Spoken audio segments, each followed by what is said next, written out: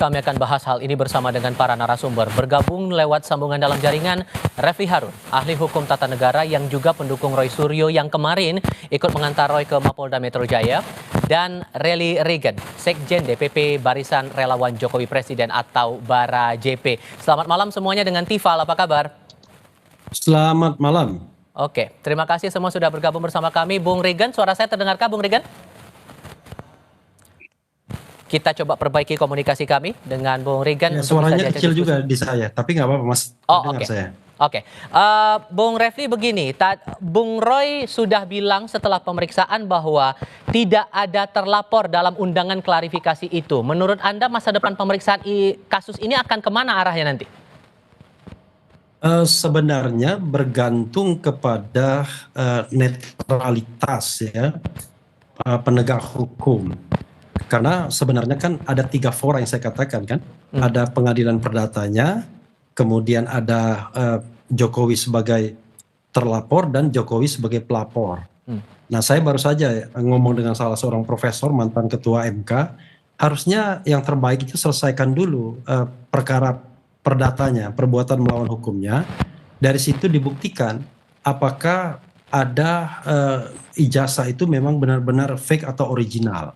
Kalau ada jawaban dari pengadilan negeri Surakarta tersebut, maka akan menentukan status selanjutnya. Misalnya begini, kalau terbukti palsu, maka ada konsekuensinya, ya kan? Kalau terbukti tidak palsu, maka ada konsekuensinya juga. Jadi kalau misalnya laporan pencemaran nama baik itu baru relevan kalau memang ijazahnya original. Tapi kalau ijazahnya fake, ya tidak relevan lagi laporan pencemaran nama baiknya. Karena itu kan objek dari masalah ini kan ijazah sebenarnya. Belum pada misalnya apa yang dilakukan oleh Roy Suryo dan lain sebagainya.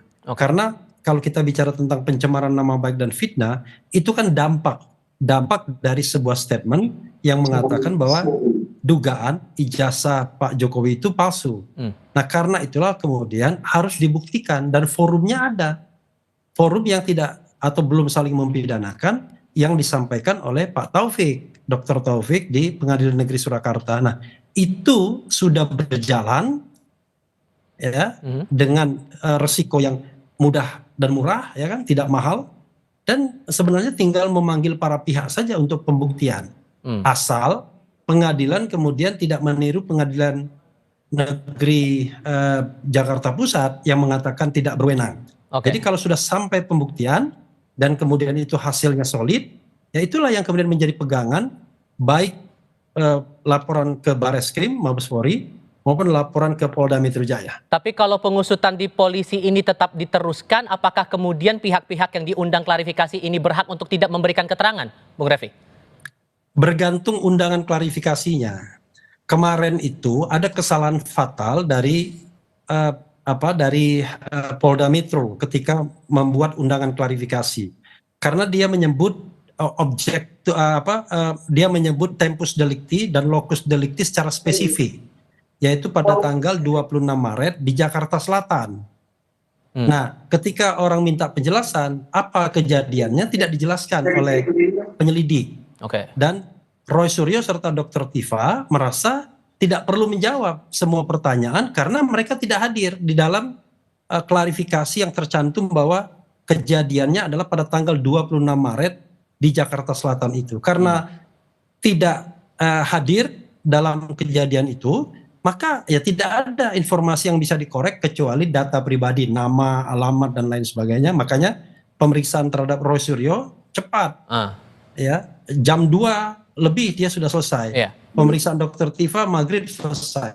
Sementara sebelumnya karena mereka melayani jawaban-jawaban pertanyaan-pertanyaan tersebut, prosesnya lama sampai setengah 12. Karena itu kalau misalnya mau memanggil kembali, harus pastikan siapa yang dilaporkan. Aha. Karena ini kan delik aduan. Oke, saya coba minta Masa konfirmasi. misalnya saya mengatakan, Pak, saya dicemarkan nama baik saya, siapa yang mencemarkan? Baik. Bapak cari sendirilah, kan nggak bisa begitu. Oke, saya coba Gitu. konfirmasi ke Bung Regan. Bung Regan, kalau menurut Bung Refli, harusnya proses perdata ini diberesin dulu, baru kemudian proses di polisi dilanjutkan. Terlebih, Bung Roy merasa ada yang ganjil. Kenapa kok pihak terlapornya tidak ada dalam surat undangan klarifikasi? Menurut Anda, masa depan proses kasus ini di polisi bakal tetap terus atau gimana? Ya, kalau kita sendiri kan sudah menyerahkan proses hukumnya kepada penegak hukum.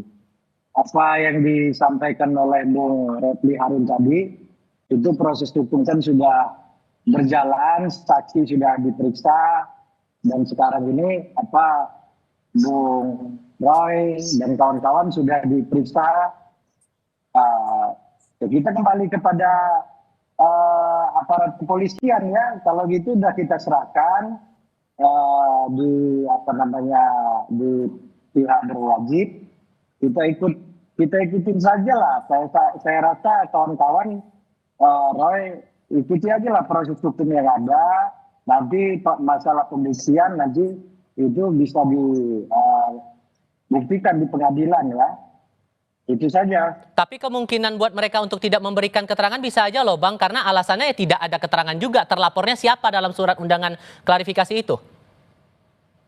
Iya, itu kan itu udah tugas dan fungsi dari aparat penegak hukum ya. Mereka saya rasa punya pertimbangan tersendiri. Kalau kita sendiri sebagai warga negara sudah melaporkan, pihak terlapor sudah melaporkan, pihak terlapor sudah dipanggil. Masalah prosedur pemanggilan atau proses apapun itu, nanti biar kawan-kawan dari penegak hukum lah yang menyampaikan ya. Kita tidak masuk ke ranah sana. Oke, kalau kemudian prosesnya berhenti di tengah jalan gimana? Ya itu nanti kan prosesnya berhenti tengah jalan atau berjalan atau tidak itu. Pihak kepolisian kan sedang melakukan pemeriksaan ya kepada yang bersangkutan ya, Roy dan kawan-kawan. Masalah kawan-kawan itu memberi keterangan atau tidak itu. Tapi kan ujungnya bisa jadi tidak akan ada pembuktian yang jelas soal pencemaran nama baik itu karena mereka tidak mau memberikan keterangan dengan alasan terlapornya tidak ada dalam surat itu, Bang. Iya, itu bisa langsung ditanyakan kepada pihak pihak penyidik ya di Polda Metro atau di Barreskrim ya, di mana pihak terlapor dan pihak pelapor juga melakukan menyerahkan ini kepada aparat penegak hukum. Dan kalau kita sendiri sebagai relawan Pak Jokowi berarti ya hanya memantau melihat situasi perkembangan proses hukum ini. Kita kan tidak bisa ikut mengintervensi apa yang dilakukan. Ini kan proses hukum sedang berjalan, artinya bukan proses pemeriksaan ya, penyidikan. Nah masalah yang bersangkutan memberikan keterangan atau tidak itu saya rasa yang bersangkutan mempunyai pertimbangan tersendiri dan aparat penegak hukum lah yang punya hak menyampaikan hal tersebut. Ini kan kasus perdata kemudian aduan ke polisi kan bertubi-tubi muncul kemudian di publik, Bung Refli. Menurut Anda akan ketemu titik terangnya nggak sih ini? Iya, titik terangnya itu adalah kesediaan kedua belah pihak untuk misalnya menggunakan forum pembuktian. Kan tadi sudah saya katakan masalahnya di ijazah. Kalau misalnya forum pembuktian di pengadilan perdata itu menemukan titik terang, sebuah putusan yang bisa diterima, misalnya begini, proses pembuktiannya itu betul-betul akuntabel, transparan, ya, saintifik. Jadi hasilnya bisa dipertanggungjawabkan dan apapun putusan bisa diterima kedua belah pihak, baik penggugat maupun tergugat. Nah nanti konsekuensi selanjutnya yaitu terserah apakah kemudian lanjut pidananya. Karena begini, pidananya kan ada dua, ada pidana umum, ada delik aduan. Jadi kalau delik umum, pidana umum, ya itu inisiatif bisa berjalan sendiri polisi penyidik tanpa perlu pengaduan. Tapi kalau pengaduan ya itu baru berjalan kalau diadukan, seperti delik pencemaran nama baik dan fitnah. Tapi yang ingin saya garis bawah, yang saya omongkan ini aturan hukumnya. Jadi bukan kemauan saya, bukan pertimbangan saya. Jadi aturan hukumnya itu ada dua. Ada yang namanya Peraturan Mahkamah Agung Nomor 1 1956 dan ada yang namanya Undang-Undang tentang Perlindungan Saksi dan Korban pasal 10. Perma itu mengatakan kalau ada kasus perdata dan pidana dalam dalam masalah yang sama, dahulukan perdatanya. Kemudian kalau Undang-Undang Perlindungan Saksi dan Korban, kalau ada kasus pidana, maka kalau misalnya pelapornya dikenakan gugatan pengaduan pencemaran nama baik dan fitnah, dahulukan dulu pidana awalnya, pidana pokoknya. Nah, dan secara pembuktian, sorry saya potong Bung Refli, soal pembuktiannya itu menurut Anda sudah jelas atau belum, atau masih ada yang sumir menurut Anda dari kasus yang diadukan? Belum berjalan kan.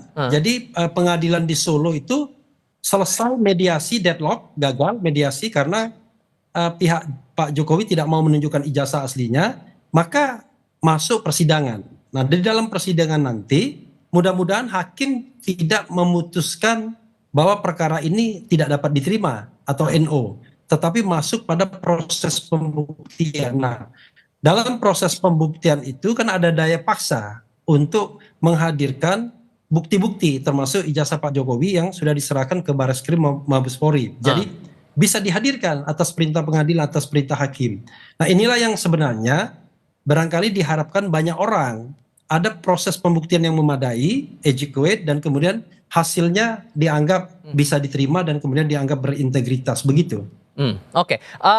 Bung Regan gini, ini kan kasus saling lapor, proses pidana, proses perdata lagi jalan begitu. Tapi kalau Anda tangkap nih, kenapa kok sampai sekarang Pak Jokowi masih enggan untuk menunjukkan itu ke publik, ijazah aslinya itu? Sampai kan akhirnya muncul banyak pandangan yang beragam seperti sekarang ini, saling adu lah dan semacamnya. Kenapa kok masih tidak ada keinginan begitu kalau yang Anda tangkap dari Pak Jokowi tidak mau menunjukkan ijazah asli itu?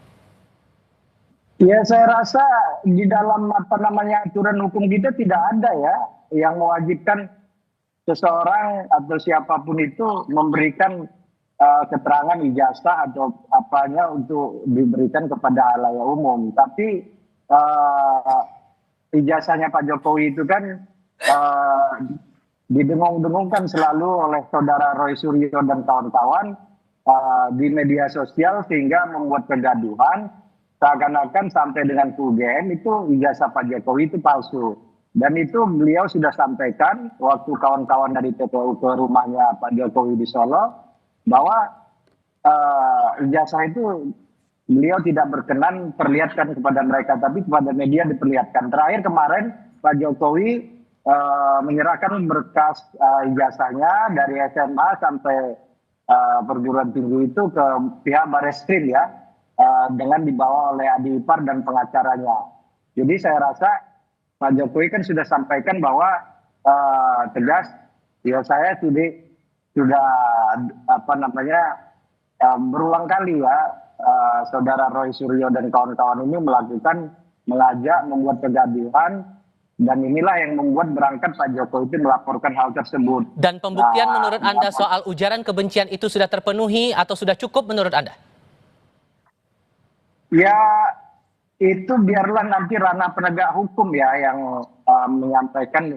Karena ini kan delik aduan apa yang disampaikan oleh Bung Refli Harun tadi. Kalau ranah dia udah masuk atau belum itu udah ranahnya pihak kepolisian ya dan pihak penegak hukum. Kalau kita kan hanya sebagai warga negara yang baik yang menyampaikan itu kepada pihak penegak hukum. Tapi pasti Anda mencermati dong apa-apa saja keterangan yang disampaikan Roy kepada publik, hal-hal apa saja yang kemudian disampaikan dengan segala bukti yang mereka pegang begitu. Menurut Anda itu sudah cukup membela diri mereka atau sebetulnya masuk dalam ya sudah jelas ujaran kebencian di sini? Ya jelas salah lah, itu kan berdasarkan unggahan saudara Sandi. Kalau menurut keterangan Bung Roy kan seperti itu. Itulah yang menjadi dasar mereka mendesak berdasarkan penelitiannya si Roy dan kawan-kawan, unggahan saudara Sandi. Dan saya rasa dari situlah mereka membuat pernyataan-pernyataan di media sosial menyampaikan bahwa ijazah itu palsu.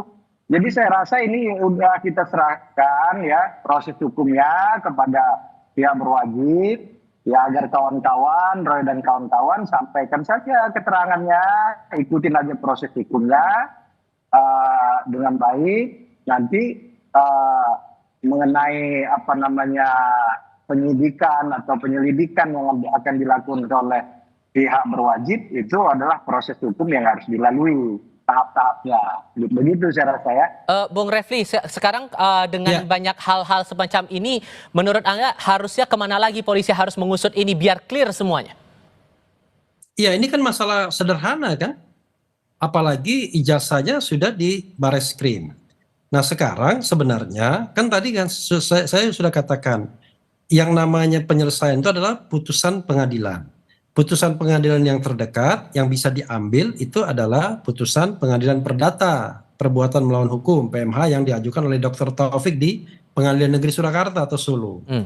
Itu saja masuk dalam proses pembuktian. Mudah-mudahan ya hakim tidak ngetop di awal, masuk dalam proses pembuktian, ijazah kemudian dihadirkan, kan mudah sekali untuk untuk menelisik apakah sebuah dokumen itu asli atau palsu.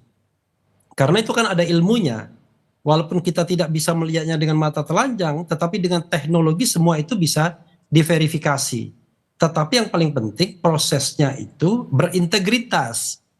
Prosesnya itu ada trust, ada kepercayaan. Nah, untuk dipercaya itu harus mendengarkan kedua belah pihak. Misalnya pemeriksaan ahli, ya tentu baik penggugat maupun tergugat sama-sama menyediakan ahli untuk melakukan uji forensik misalnya terhadap barang bukti ijazah yang diperintahkan untuk dihadirkan. Yang menjadi masalah adalah kalau kemudian ijazah itu tidak pernah diperiksa, tidak pernah ditunjukkan, even di muka persidangan sekalipun.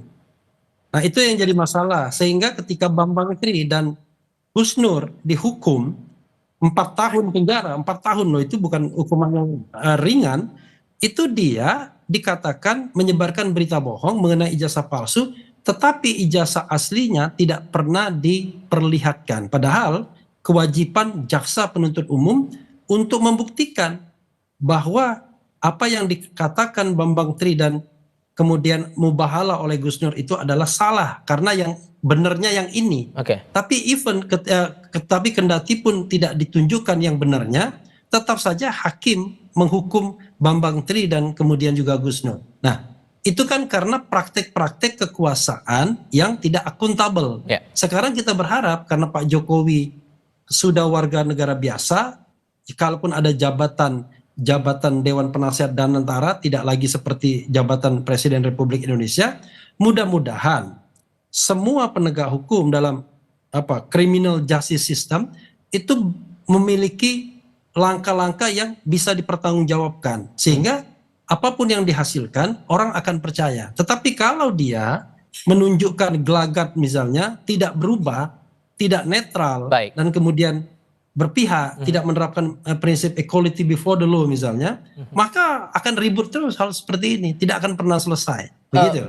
Sebagai pendukung dari Pak Jokowi, Bung Regan, Anda berharapnya mana yang lebih dulu bisa diungkap dari kasus gugatan perdatanya kah atau sekalian juga dengan pidananya yang dilaporkan ke polisi?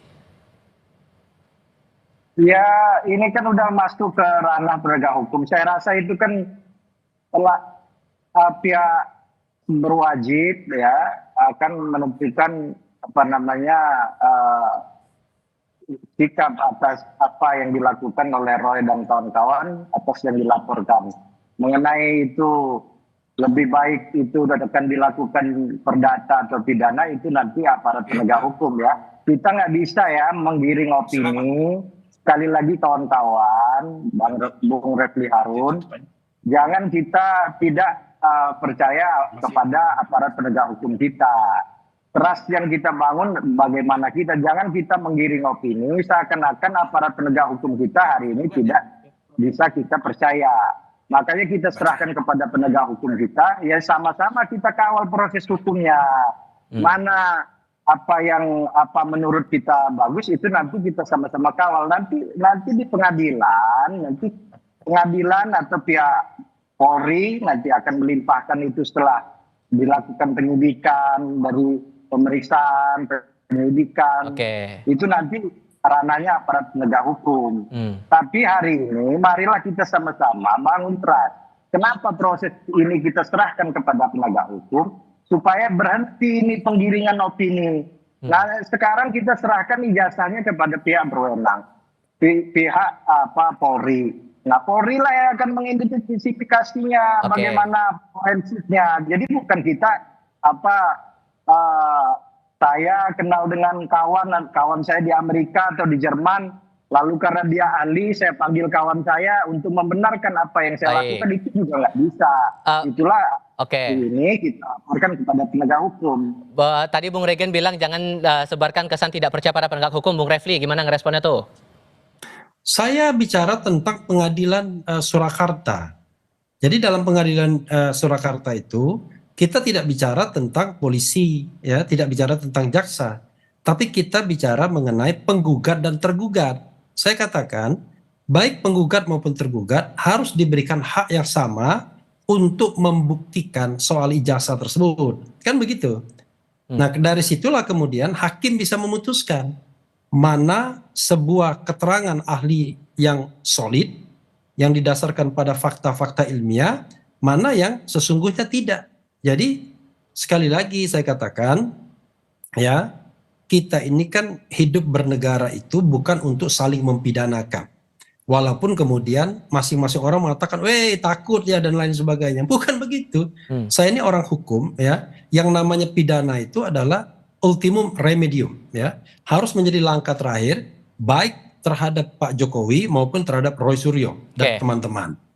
Karena itu selesaikan dulu objek pokoknya, yaitu soal apakah ijazah itu asli atau palsu. Nah, itu diselesaikan sehingga kalau itu selesai dengan proses pembuktian yang adequate, yang memadai, maka tidak hanya Jokowi dan Roy Suryo dan kawan-kawan yang kemudian bakal lega, tetapi seluruh Republik Indonesia ini bakal tahu apakah ijazahnya itu palsu atau asli. Bung Refli.